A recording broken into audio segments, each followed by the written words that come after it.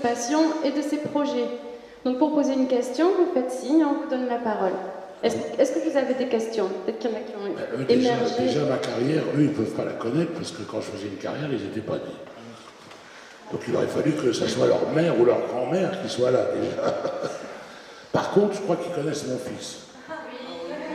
Qui est-il? Qui est-ce? Qui connaît mon fils? Voilà. Bon. Que fait-il dans la vie? Elles sont venues voir le père de Benjamin, je crois, puisque c'est ça en gros. Hein. C'est pas moi la vedette, c'est mon fils. J'ai une enfance qui me revient beaucoup en mémoire parce que j'entends parler des réformes scolaires. Et il se trouve que donc à 2 ans et demi, je quitte la France, je vais en Algérie. Je fais ma maternelle à Oran parce que mon père, enfin ma grand-mère qui est corse, avait immigré en Oranie. Elle a rencontré mon grand-père qui lui était grec, drôle de mélange. Et donc mon père est moitié corse, moitié grec. Il est né à Oran, donc mes premières classes à Oran, et j'ai quitté l'Algérie, j'avais 5 ans. 5 ans et demi. Et j'ai été en Amérique du Sud, en Argentine. Alors là, à l'époque, aller en Argentine, c'était au bout du monde, c'était 36 heures de vol, avec des escales, on s'arrêtait à Madrid, Casablanca, Recife, Rio, Sao Paulo, Montevideo et Buenos Aires. L'escale de Rio était magnifique parce que, à l'époque, c'était pas le Rio de Janeiro d'aujourd'hui avec toutes les tours, c'était beaucoup moins grand. Et l'avion faisait un tour sur l'aile droite pour vous voir la baie de Rio, un tour sur l'aile gauche.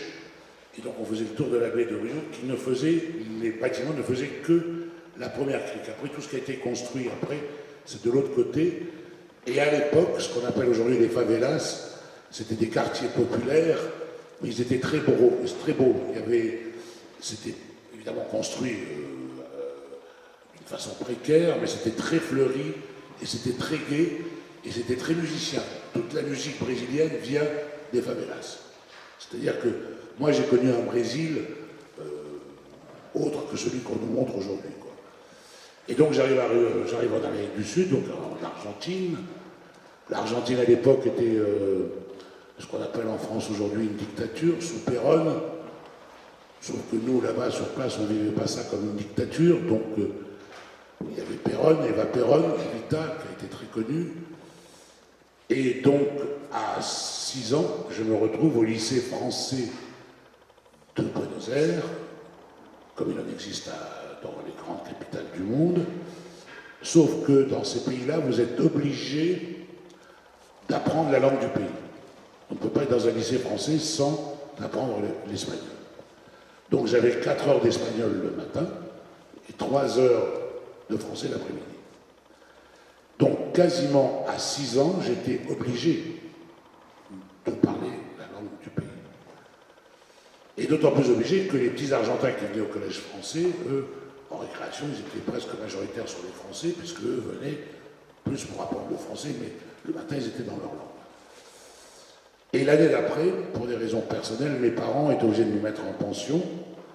Et à 7 ans, j'ai été dans une pension anglaise, à 800 km au nord de Buenos Aires, dans ce qu'on appelle une ville qui s'appelle Córdoba. Et là, j'étais dans un collège anglais, donc là, c'était le contraire.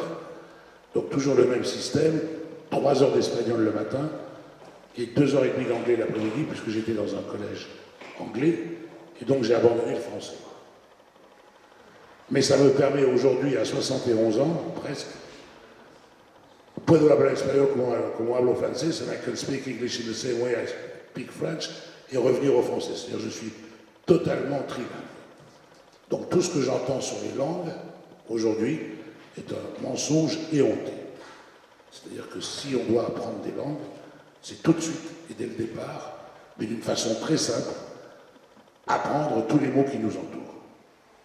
J'ai 3 enfants, ils ont commencé à réellement apprendre l'anglais quand ils ont commencé à travailler parce qu'il fallait qu'ils l'apprennent.